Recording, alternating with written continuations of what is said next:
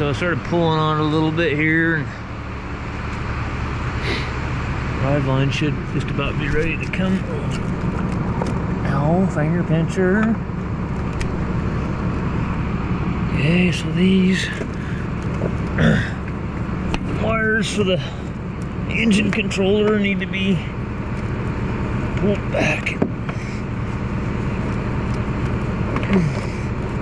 To watch those when it's coming up with it. What else? I don't see anything here.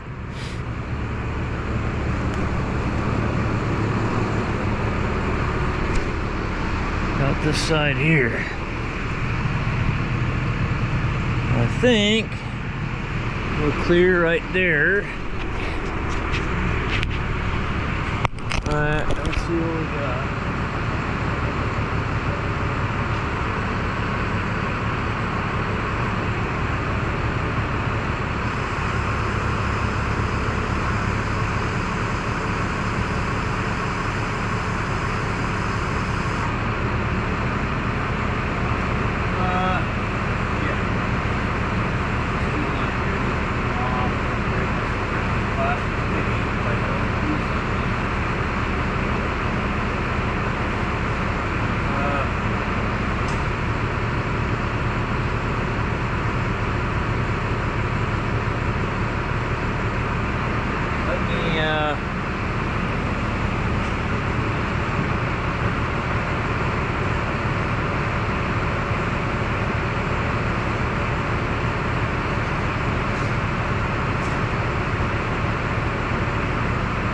Off the filtered end right here.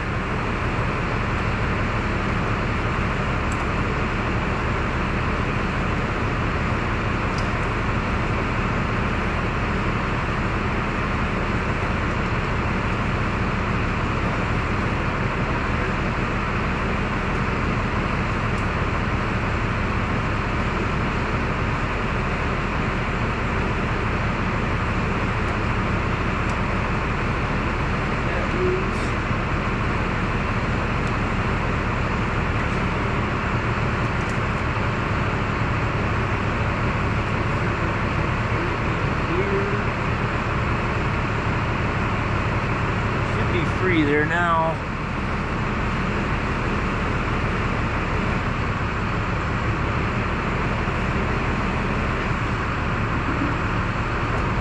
Take a look back here, make sure not hanging on anything.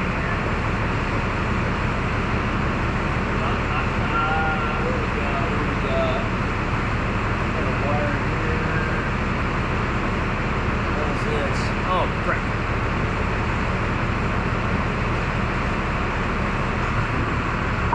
Alternator wire. I forgot about the alternator wire. We gotta take that alternator wire off. Alright, had to get that alternator wire off of there. I think that's the last thing. It might be.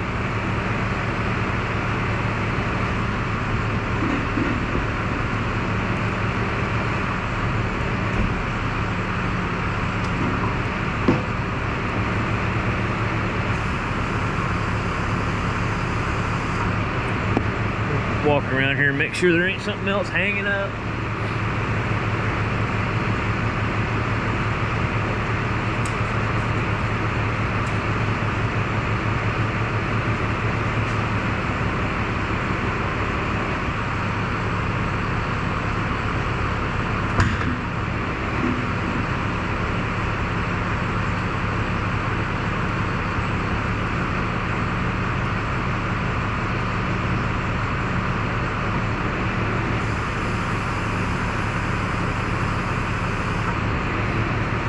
ECM wiring.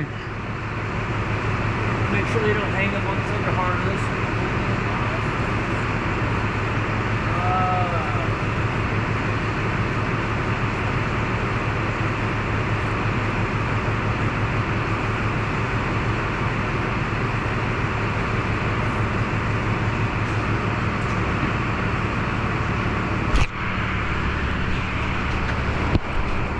Get this one unplugged right here.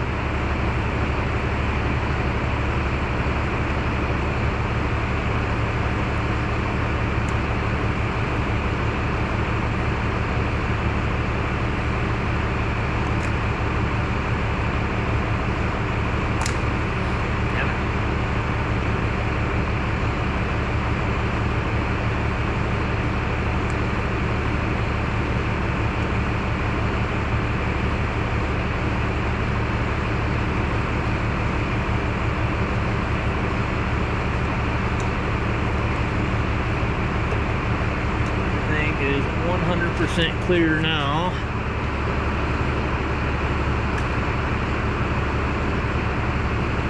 Let's see here. Which way are we gonna go here? Let's go.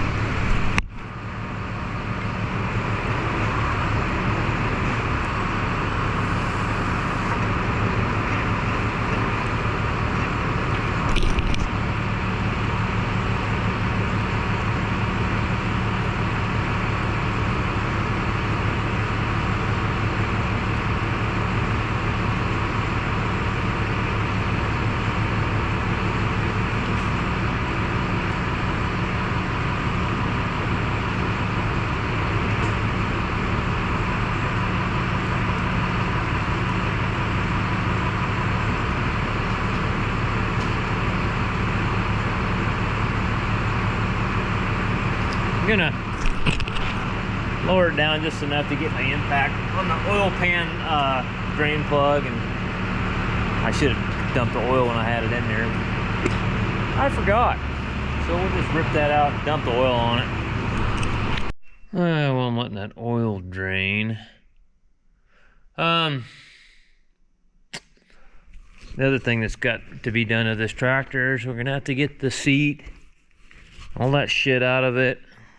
The blower motors, when they were chopping garlic with it, every time you put it on high, the blower motor on high, it'd blow the fuses for it.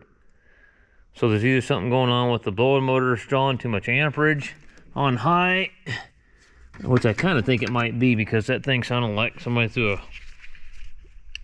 a bunch of marbles in a dryer when it was running. Or something going on with the blower motor resistor, possibly a wire, but you got to get it out. It's underneath the seat there and everything. So yeah, the old oil is dumping out of her, and about half of that is Lucas. That's the only way we could get enough compression to make it run, is by just dumping a bunch of Lucas in it. So I know this is kind of weird, but I pressed the on-off button too many times when I turned the camera on, and it went to time lapse, and there's a clip after this. It continues the story on what I was doing here Sunday that I was trying to tell you about, and this part was kind of a important part of that, so I didn't want you to get into the second clip and trying to figure out what the hell I was talking about, because half of it was missing. So what I did is I slowed the video down so I could tell you what I did. Anyway, so I had a wood splitter that I had seals go out on, and my wife went and dropped it off at the hydraulic shop, and then she brought it back home, and I came home Sunday.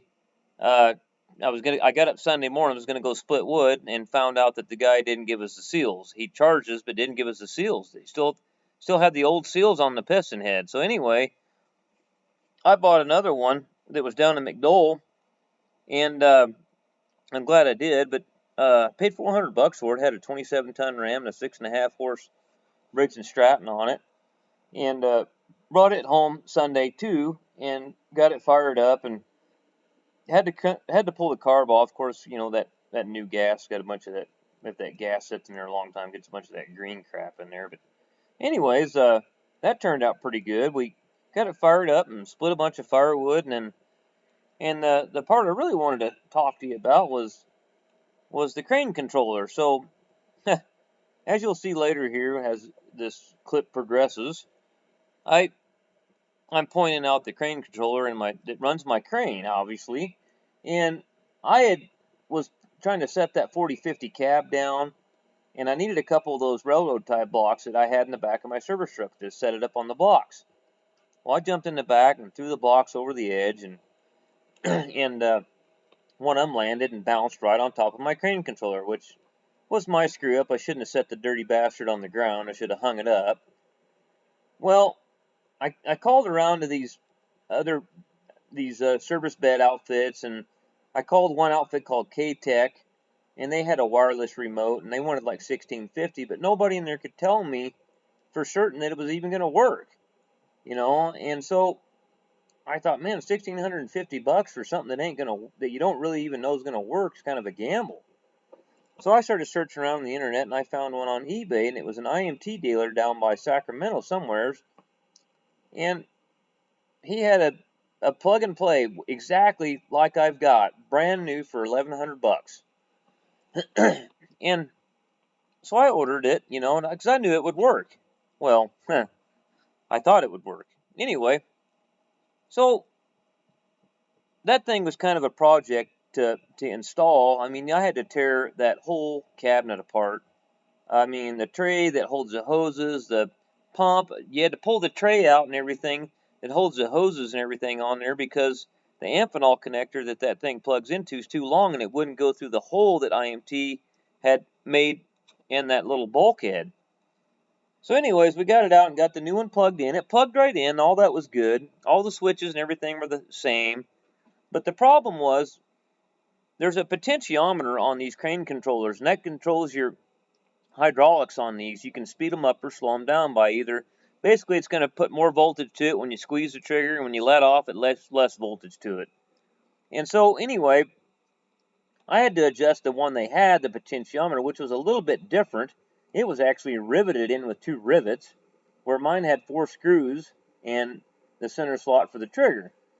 So anyways, I adjusted it, and I actually finally got the crane to move because it wouldn't move at all when we first plugged it in. And so I finally got it to move, and I adjusted that potentiometer all the way as much voltage as it would go, and it was still too slow. And I said, man, this ain't going to work. So I ended up having to take the potentiometer out of my old control box, which was still good. Everything was still working on that other one. It was just the housing broke. And so I ended up putting it in there, had to grind the rivets out and pop that other one out and then put mine in. It had 4 screw holes in it, and the holes were already in the case for it. So then I got that working, and that worked just fine. But then the trigger was hanging up in the slot. So then we had to take the Dremel tool, and as you can see where I don't even, here later on I turned it around, but there's a slot where that trigger rides. Well, it kept hanging up. You'd squeeze the trigger and it'd stay wide open. You know, so then I ended up taking the potentiometer back out of it and taking a Dremel tool a couple different times and just lightly going over that slot and cleaning it up where I could finally get the trigger to move back and forth. But anyway, I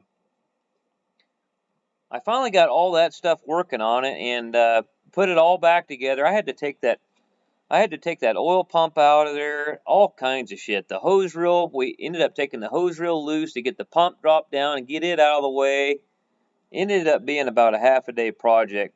By the time I did the wood splitter fiasco and went and got that and got it back home, got it running, and split some firewood and got the crane controller done, it was dark.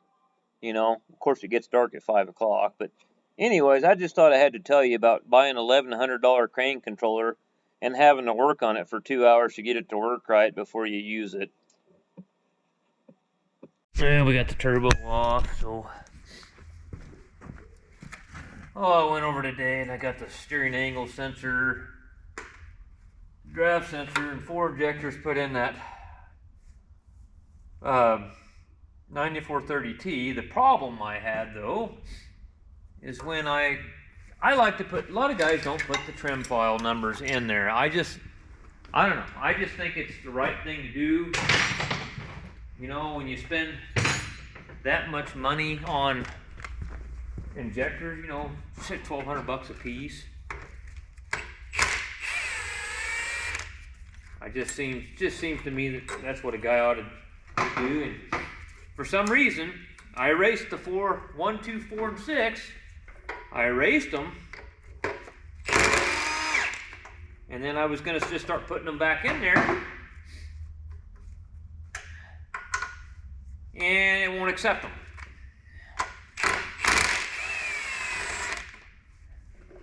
Well, I erased the first one. I erased the first trim file, and now it's got some kind of D-rate code in there because it doesn't see the trim file. So I was gonna go get another controller, but I didn't even wound up doing that. I went over to another tractor and I wrote down the original trim file number that was in the injector on it.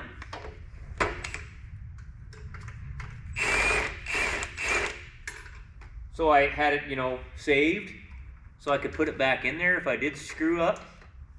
And I erased that one. I erased that one and wrote the new one in there, and it saved it, and then I erased it again and put the original one that was back in there. And I was like, shit, I got a bad controller on that other tractor. So now I need a controller for that 9430T, engine controller. What the fuck's going on here?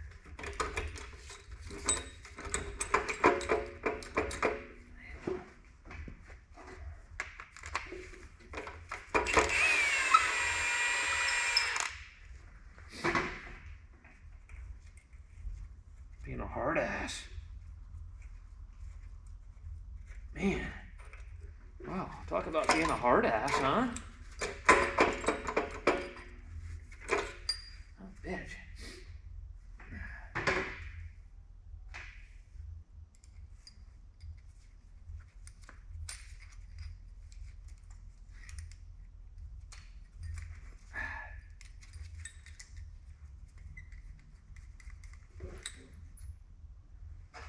Get all the accessories off this thing. Yeah, I got that little wood splitter going, and man, it sure turned out good, man. That thing works really nice. I like my old one too. I got to get some seals for that piston and put it back together, and it'll be 100%. I had a customer out here. It used to be called the Bishop Ranch years ago. What are these, 16 millimeter? I probably grabbed the wrong size. I think these are 16s actually right here. I'll take this alternator stuff off here. But I think I gotta pull that alternator off before you can do anything anyhow. Or at least get this bolt here, then I can pull this off. So let's go ahead and do that. But anyway, I was out there working one year and those guys said, hey, this thing needs a bunch of work, and we just bought another one. And anyways, it was that ram cylinder was leaking a little bit when I bought it. It wasn't bad enough for me to not use it, to be honest with you. Then it got bad enough that I said, oh, I guess we got to fix her now.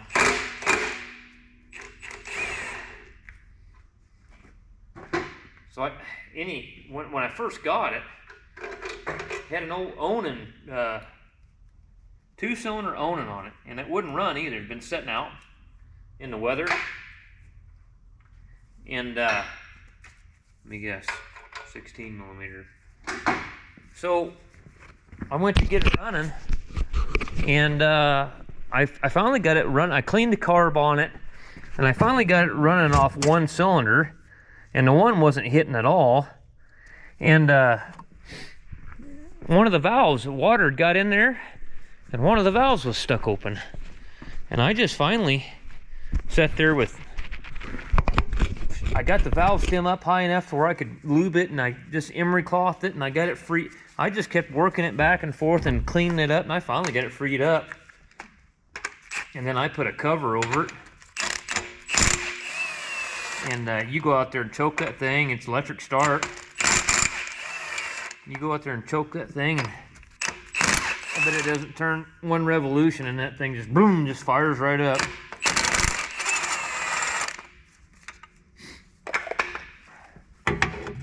Okay, I'm gonna have a little bit of trouble.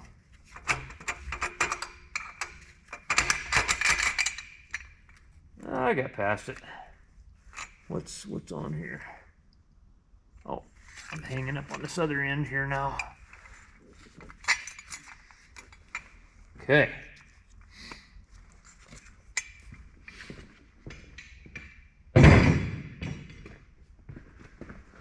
And the alternator bolt, we can throw it back in there.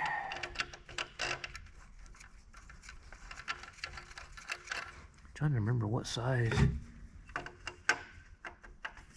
think it's 15 millimeter. Let me get this wire off the alternator. And how do you gotta pull that hinge. What do you gotta do? Pull this. I'm trying to remember. And you gotta pull this idler pulley off here, don't you? That doesn't sound too good, does it? That doesn't sound too good.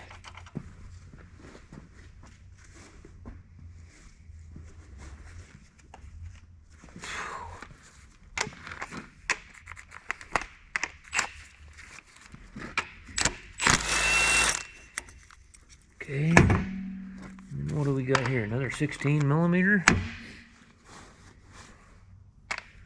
So probably ought to play it safe and go get an end wrench and get that nut off that alternator before I get too wound up here. End up screwing up the end of the eye on it or something. Yeah, I had some guy who was gonna. I got a plow truck sitting there too. I was working on. One of my customers, he had a 6-liter Power Stroke. He had bought it at an auction. He bought it. He's always buying shit at these GSA auctions. And anyway, he had bought a this pickup. Hold on, I gotta get the signal wire off the alternator tube. I think that's 5/16. And I believe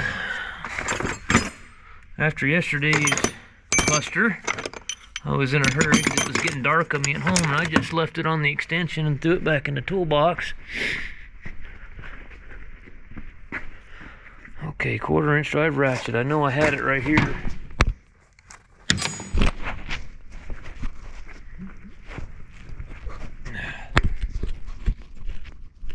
No, he buys stuff there all the time. Anyway, he bought it. He bought it real cheap or whatever, and then tried selling it down there in Wairika for quite a while, but it snows more up here than it usually does down there. That's quite a bit lower elevation down there. And he called me and take this thing up there and get it running right, and then see if you can get it sold for me. So I did. I brought it to the shop here. Well, they did, and it had 2 bad injectors in it, and I put 2 injectors in it, got it running correctly, and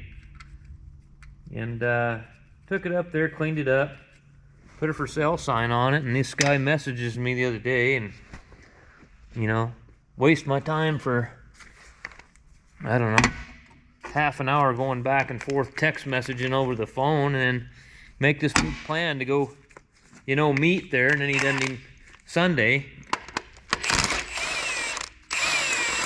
and then stands me up and doesn't even show up, you know. Whatever, man. You get tired of people sometimes.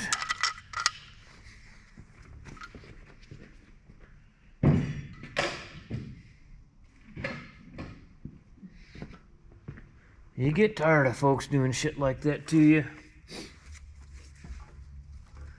No message or nothing. Hey, I'm not gonna make it. Just doesn't even show up. Whatever.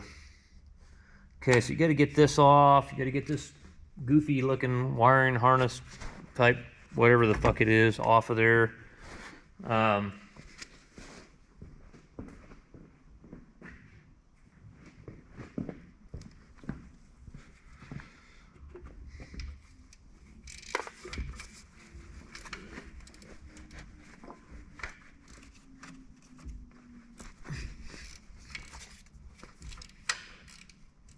The hell, that must.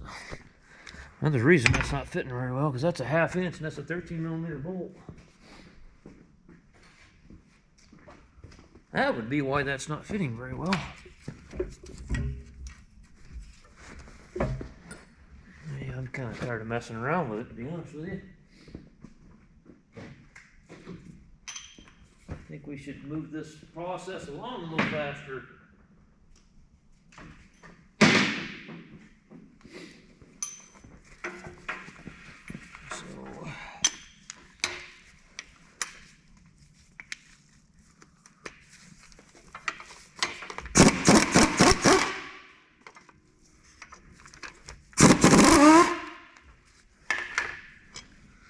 Like my old air gun there, I don't have to hold onto the battery to make it make contact, and I'm not really impressed too much with them Milwaukees, to be honest with you, anymore. I've kind of lost my, I don't know what you'd say, they've lost the appeal to me anymore. You're constantly buying batteries for those damn things.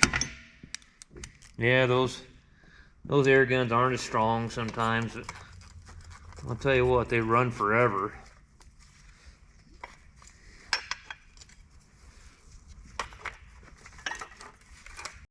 Well, I got a bunch of the crap off here. That fan hub and the water manifold off the front. Water pumps off. That whole wiring harness, whatever the hell they call this thing. Got all that junk off of there. I'm gonna quit on this part of the tractor right now. I gotta get I'm kind of just want to get my parts lined out. Still waiting on head bolts for this anyway, but when they were harvesting garlic, this thing was blowing the fuse. Only when you put the blower fan speed on high, it would blow the fuse. And so the blower motor sounded like somebody threw a box of marbles in there, a handful of marbles in there. So the motor, either the motor's bad, or I think the motor bearings are bad is what the deal is. But I wanted to go ahead, might just go ahead while I'm here tonight, pull that out of there, pull the blower motors out, get the seat flopped up over the back ledge there, and pull the blower motors out of it to make sure, and then I'll order those in the morning. That way when I get the engine back together in that process, I can have my parts here ready to go. That's my idea anyway. But my ideas usually sometimes they don't work out. But let's see. I need my 3/8 gun. And then me and Dookie Boy will head home, and got to do a bunch of billing tonight. I got to put this video out. I might get to bed before midnight. I got to go take a DOT physical and have some doctor grab my ball sack and make me cough.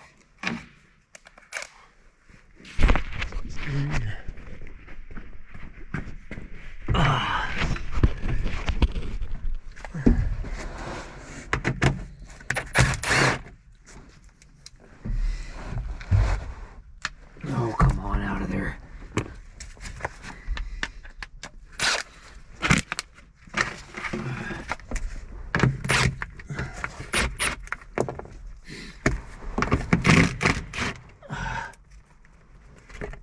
Oh, my left toe. My toes have been cramping up. If I bend my toes, they kind of keep wanting to bend and cramp up. Holy shit, man. It hurts like a son of a bitch. I'd rather be kicked in the balls and have that. Boy, you can't really move your foot.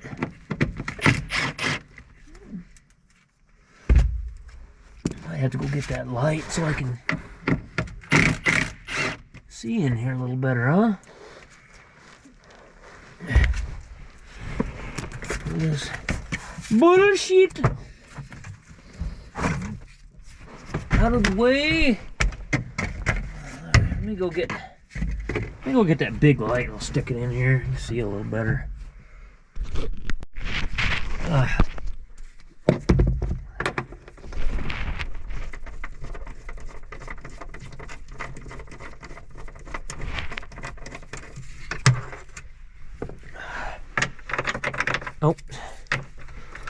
Nice.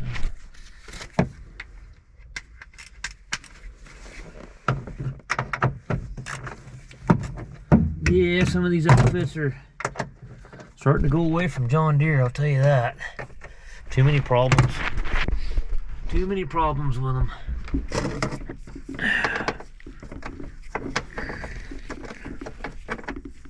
I'll tell you what, these 6000 series,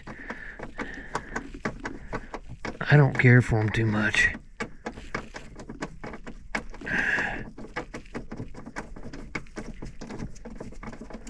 The turbos, those VGT turbos on these are absolute shit. Just junk. Like on a 8R tractor, about 9 times out of 10 when you get a VGT actuator position fault, you can put an actuator on it and it'll calibrate. Most of the time you don't even have to calibrate it with the laptop. It'll self-calibrate when you stick it on, turn the key on. These 6Rs though, and these 7R tractor, ain't gonna happen. About 9 times out of 10 you gotta put a $4,000 turbo on it because it won't calibrate. You know, the turbo linkage will move freely and all that stuff will work fine. I mean, I've taken the turbos apart on them and cleaned the unison ring and the vanes and all that shit up. Just they're set up just like a 6-liter Power Stroke, kinda. Well, they are. The unison ring in that is similar to a 6-liter. So, you know, on a 6.0 is oil driven to move the unison ring, to move the vanes, whereas these have that external actuator. I mean, I've done everything. I've bent that little arm trying to shorten the stroke up, and every time you put a new turbo on it and it calibrates. It's just, man, they got you any way they go with all this shit. What they did is they made their parameters too tight for the stroke on the travel. That's what they did. It's in their parameters are so tight that it's got to be almost perfect, like a brand new turbo, or it's going to throw that code, and then it derates you. So I don't know. There's a lot of things like that with John Deere people are just sick of. You know, they're just tired of it.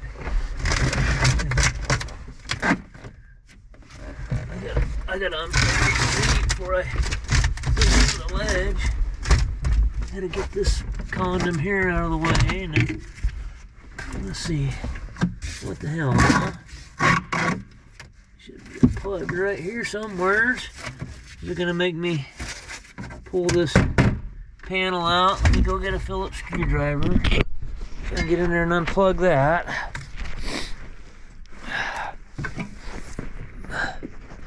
Yeah, that's the only thing I don't like about wintertime is your workload's the same, but your days are shorter.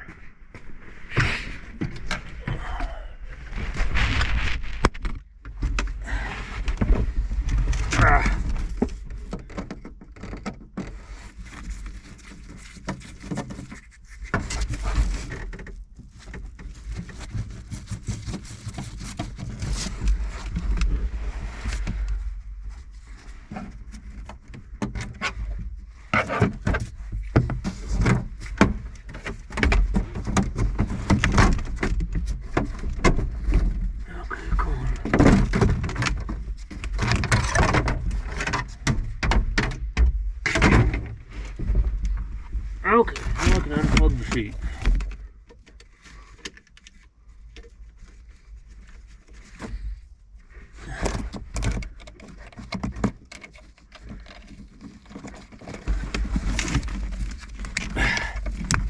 Alright. Okay, manhandle time. It is manhandle time. And these seats are heavy.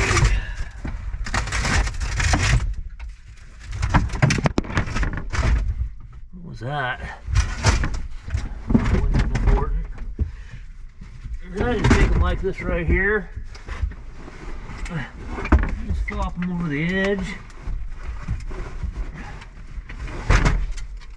Sure beats taking them out of the tractor, I'll tell you that. Kind of set it down right there like that. Just like that. If you go too far, it'll fall the fuck out of there. That might screw up somebody's sensibility seeing that seat sitting there, but you drag that big heavy bastard out that and try to lift that thing. That thing probably weighs 100, 150 pounds. They're a chore trying Try and do a manhandle and get them in and out of there.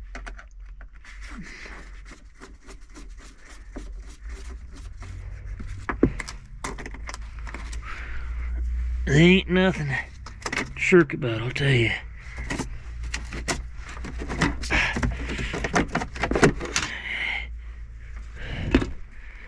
Alright. Okay, so what do we got? Those are already out, so there's gonna be...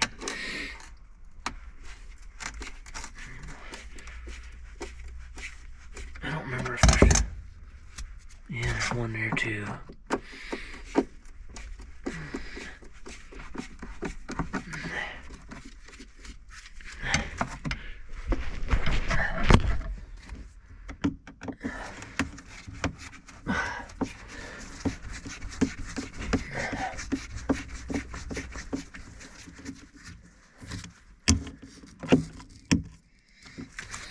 Doesn't look like this one's ever been off, to be honest with you.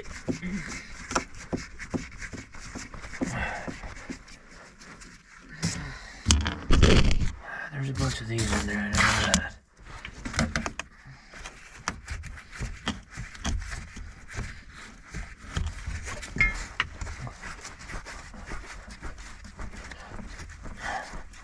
I know a lot of guys that went and they had some of these 6R tractors and 7R tractors, and they took them to an auction and sold them, and then went to the auction, the same auction, and bought an older tractor and brought it home and in the winter and spent $15,000-$20,000 on it and fixed it all up, and they're running them because they're more reliable. There's just too much. They've gone completely over. I don't give some of these guys, you know, oh yeah, you just don't understand the electronics. No, they've gone completely overboard with this shit. There's no need. I mean, I've got some of them tractors that the seats have controllers for the seats. Why do you need a control module for an air operated seat? That is just. And then this automatic climate control in an ag tractor. You don't need automatic climate control in an ag tractor. You know, it's just ridiculous.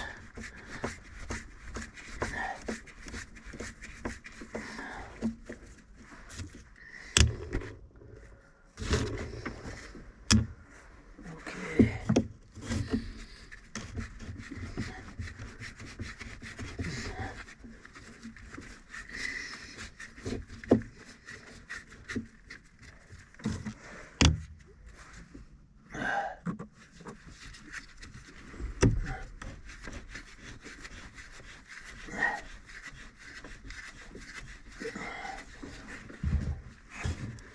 And you know, everybody knows how John Deere is on their software and what they try to do to their customers on that. It's unbelievable that they get away with that as much as they do. I think I don't know, whatever happened on that lawsuit. I think they won, didn't they? Everybody's, oh yeah, Warren, yeah, you ought to watch out. Those guys will go after you. If you want to go after me and squeeze blood out of this turnip, you can have half of everything I own. Half of zero is still zero.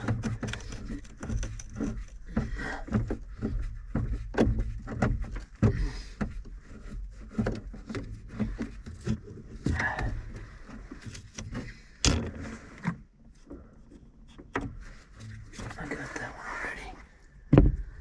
Okay.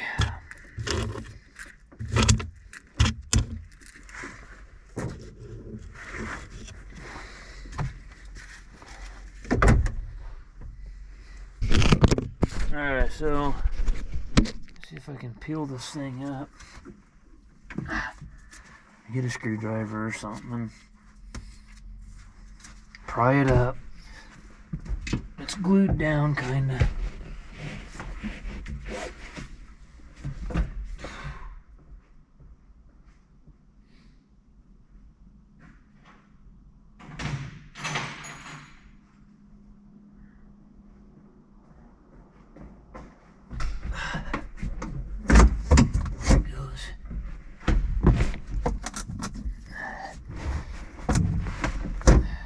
Take these two out down here too.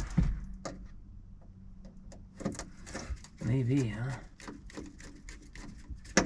The little bezel that goes on them's not there anymore for some reason.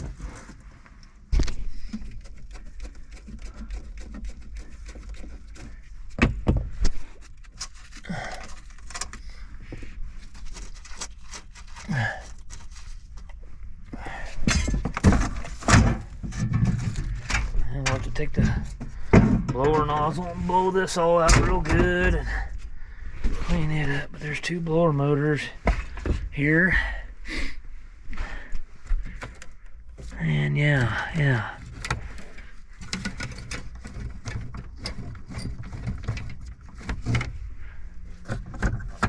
Well, yeah, this one here, the squirrel cage is, oh, well, there you go. That would be the problem there. What happened to this one? What the hell happened to this thing?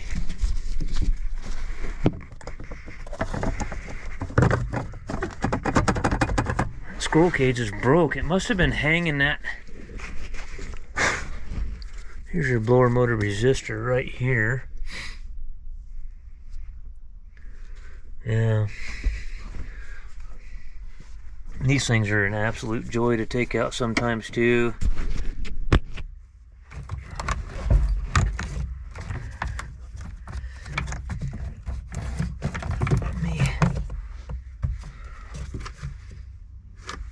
Let me go get a 10mm end wrench.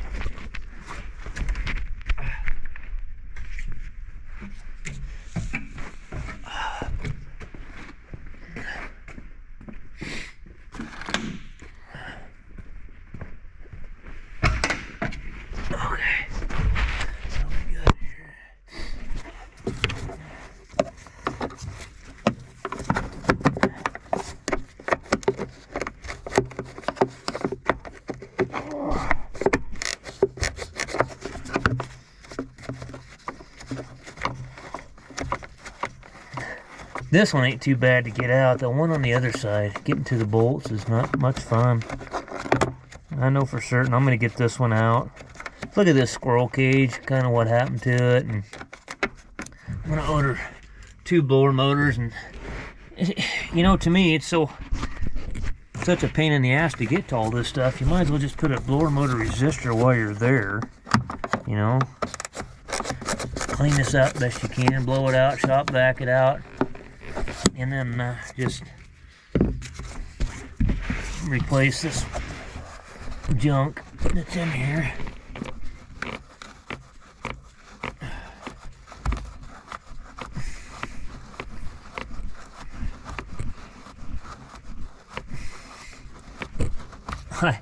I got a bunch of billing to do. I'm behind on it because I dropped a space. I was cutting the block on that ISX CM871, and I was cutting the block on it, and I actually was getting the tool out, and those tools have spacers for the head bolts. And I'd pulled it out, and I had my phone laying on the bumper of the service truck, and the damn thing,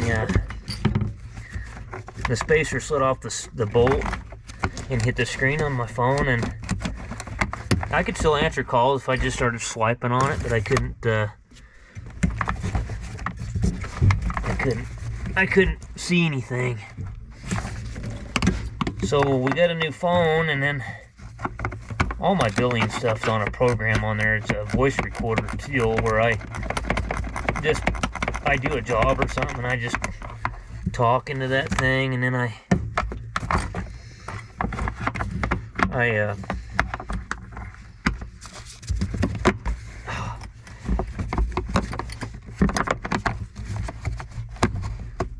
basically transcribe it when I get home.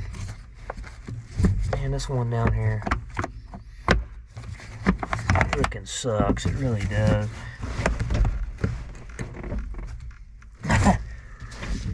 What a pain in the ass.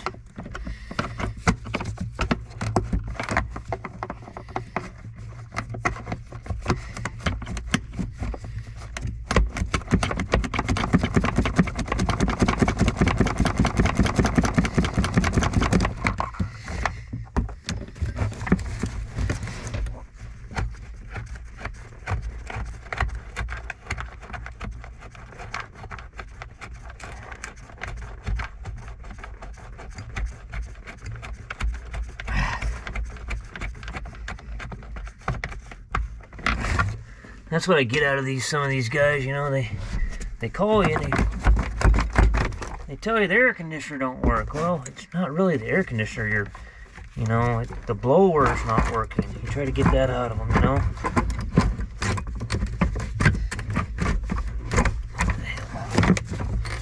I guess turn it up like that.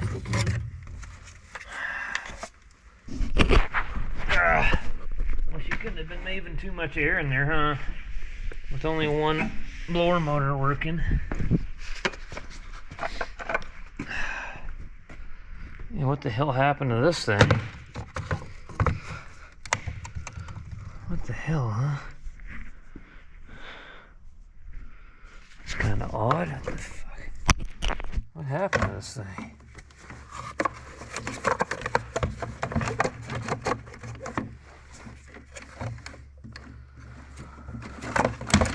Like there's something missing on it.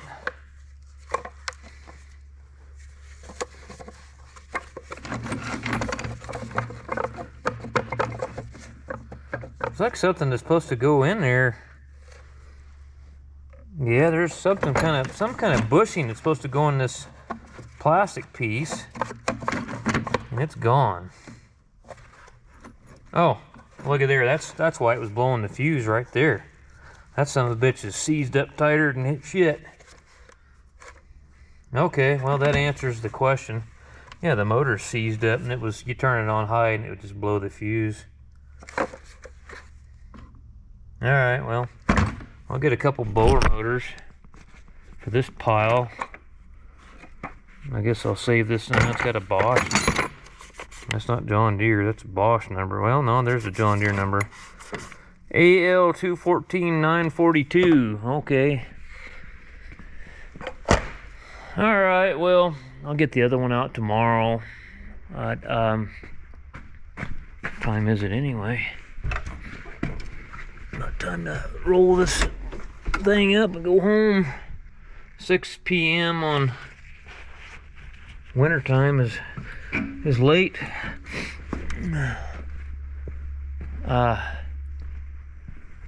I guess yeah, I gotta get exhaust manifold EGR cooler off.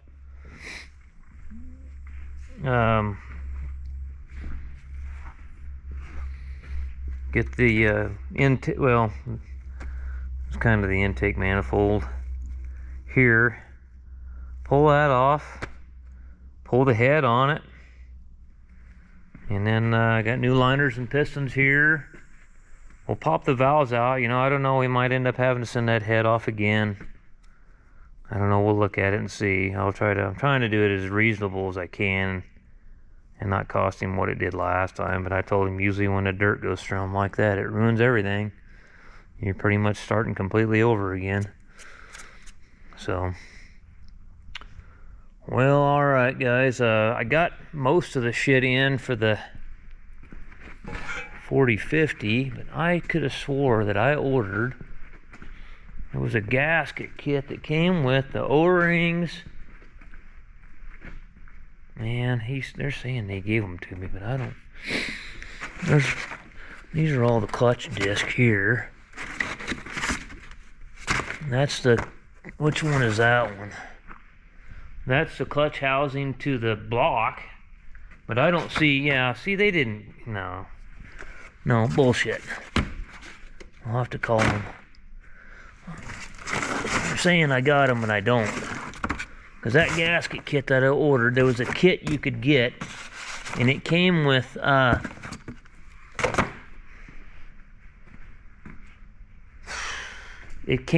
this gasket here.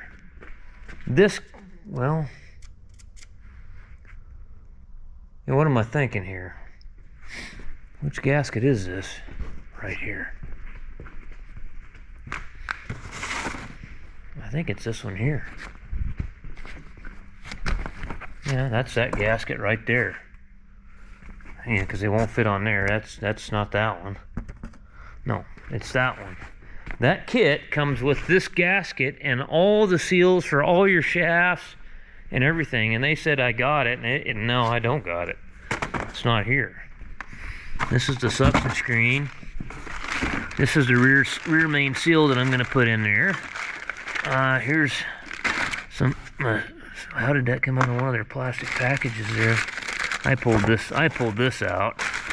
Looking at it, making sure my installer was the right one. Here's the sealing rings for the. Yeah, I know what those are for. Those are the sealing rings that go on here, right there. These are all clutch piston seals here. Those are the two tubes. No, I don't have that gasket kit, man. Now I gotta call Wayne and look up that part number in the morning and tell him I do not have that gasket kit. They said I got it, and they said my wife picked it up, but I don't know. I'll double check with her. She's been known to throw something in the back seat of her pickup and not give it to me, and then I'll call those guys chewing their ass and find out it was, yeah. Oh, and the other thing, yeah, it comes with this gasket. This gasket's not here. This gasket's not here. That kit came with those two gaskets. That clutch housing gasket came with the PTO gasket. Yeah, it's not here. So, alright, well, we'll get her straightened out. We'll keep on rolling with this thing, so upwards and onwards.